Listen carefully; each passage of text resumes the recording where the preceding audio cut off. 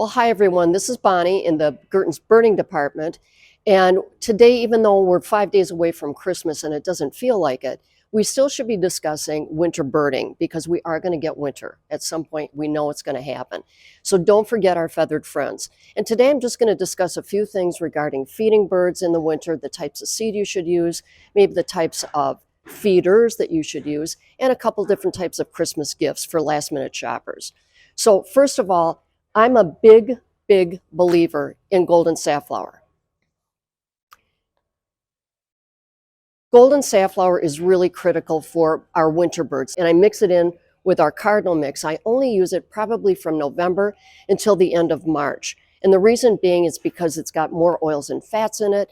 It's more nutritious for our birds that do winter over, our cardinals, mourning doves, chickadees, nuthatches, the birds that overwinter. Robins aren't going to have that. So if you do have some mealworms around, get a bag of mealworms. They're not going to sit on feeders. Most robins are going to be ground feeders. So find some sort of tray that you can put the mealworms in. Now squirrels will like it too, so find a way to secure it. But if you want your robins to overwinter, and many do, think about getting a heated bird bath. Now we've got some different types of bird baths here. Now we've got the pedestal type, and then we've just got the units. And this de-icer is great to put in any type of, you can put it in a ceramic bird bath, but you have to make sure that you've got plenty of water in it. And I weight it down with a rock. And if you're concerned about birds bathing in it and it's 10 below zero, in my lifetime of birding, I only saw this happen one time, and it was a starling. And most people say, oh, I could care less if a starling froze to death. But I had a bird bath. It was about 10 degrees outside. A starling went into the water, flipped around, and then he flew away. And I thought, well, gosh, he must be okay. And about an hour later, when I went to fill feeders, I found the starling and he was frozen stiff.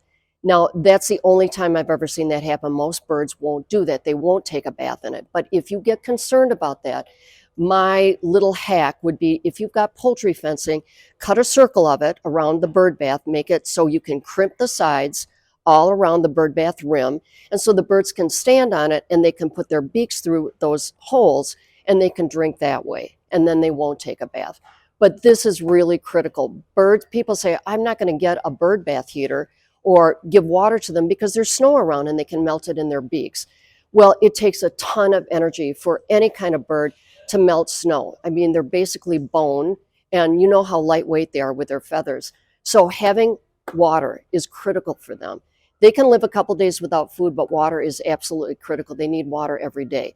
Make sure, though, you dump it out, because we all know what happened last year with the avian bird flu, and they were asking people to dump the water in their bird bath, clean it out. Now, many people have their irrigation and their water system shut off, but then I just use a watering can. I just swish the water around daily because, again, nature is their toilet. They are going to go to the bathroom, probably in the bird bath and around the ground. So just use a good stiff brush, dump the water out, and then refill it and use a watering can. The other areas that we've got to think about with our birding are these little roosting houses. Now, they're probably only going to last about 2 years with rain and snow, but it's really not a bird house, and people are buying them as such.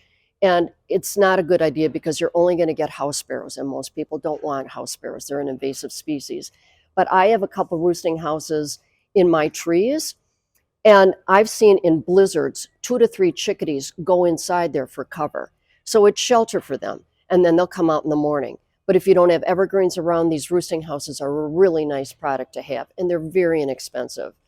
Another great gift for people to give to their friends or for themselves are birding books. And this is by the Cornell Lab of Ornithology, this answer book for people that come in and ask me questions. You'll find most of those answers in the Cornell Lab of Ornithology birding book. The Birds of Minnesota book, it's great to have because it tells you about the different types of birds that we have here in the state of Minnesota. Also, I highly recommend, and I've told it to many customers that come into the store, if you get the Merlin app, it's by the Cornell Lab of Ornithology. It's free. You can download it in your phone, and if you hear a bird sound and you don't even see the bird, but you aim your phone at that song or that sound, it will come up in the app what that bird is. It will identify it. It's a really cool app. And when hummingbirds start to migrate and they start coming up here in the spring, it will show you their migration. Where exactly are they at? Are they in Nebraska now? Are they in Iowa? It's kind of like Santa, when kids watching where Santa is and what part of the country. But it's a really cool app to have, and I highly recommend it. It's Merlin, Merlin. We also got these in, which is really kind of fun to have, because people that have shepherd's hooks, and there's no way a baffle's going to fit on there, we've got these slinkies. Now, this has been the most popular slinky that we've had. We always run out of it, but you just put that on the shepherd's hook and anchor it, and squirrels cannot get up it. Now, if you want your squirrels out of your yard, or you just don't want them to attack a feeder, this is, anybody who's seen my videos know this is my go-to feeder. And it's called the Whipper, and it's by Droll Yankees. And it has a lifetime warranty against squirrel damage. And the reason I like it so much is it doesn't have the collapsible perch where it closes the food port. This is just on, it's calibrated for up to the weight of a cardinal. This was developed and created for cardinals. That's why I like it so much. And it's got stainless steel perches. And anybody that knows me or that's seen my videos know the whole rule of cardinals is they have to face their food. So that means either an open tray or a wide perch. This is the wide perch that they need. And it's got 4 ports. It takes 5 pounds of seed. Now, you don't have to put 5 full pounds of seed because it gets very heavy. But in the winter, mine is on a deck.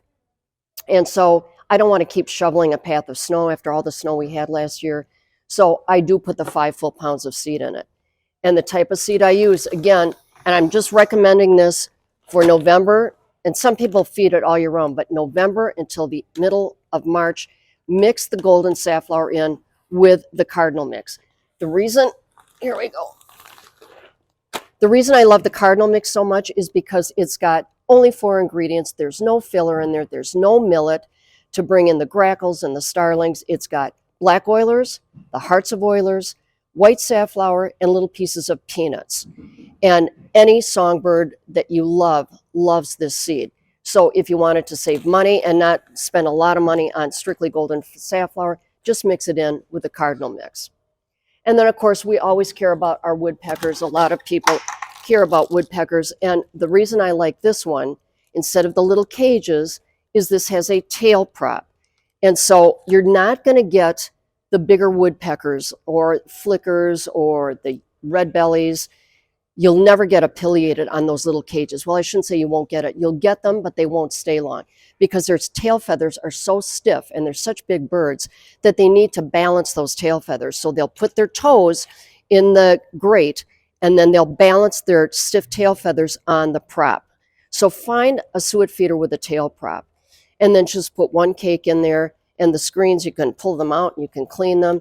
But people don't like woodpeckers because they go on their wooden houses. But it's a good way to kind of keep them away from your wooden house by offering them suet all year round. And I feed my birds all year round. It's not just in summer and it's not just in winter. It's all year round. And if you want to see great birds, obviously with spring migration coming up in March and April, that's the time to really have your feeders ready to go. So I invite you to come in at any time. I'm down in permanent trees right now, but I'll be happy to take any of your questions on Facebook if you have any and answer them as best I can. And then come and see me on the weekend because people call me down if there are people interested in buying some products. These are great last minute gifts for the birder. And just consider taking care of our winter birds. Thanks, everybody. I have one more thing that I wanted to let people know. We just got these in. A lot of customers have been asking for them. It's a phenomenal gift for a window bird feeder that you recharge. It does have a solar panel on it, but you'll see birds in the window and it will immediately identify what that bird is, and then you can watch them feed. So this just came in. It's a great gift. I would highly recommend it for people that want to know what their bird is. It is rechargeable. It's great to put on the window. Get it. It's a great gift.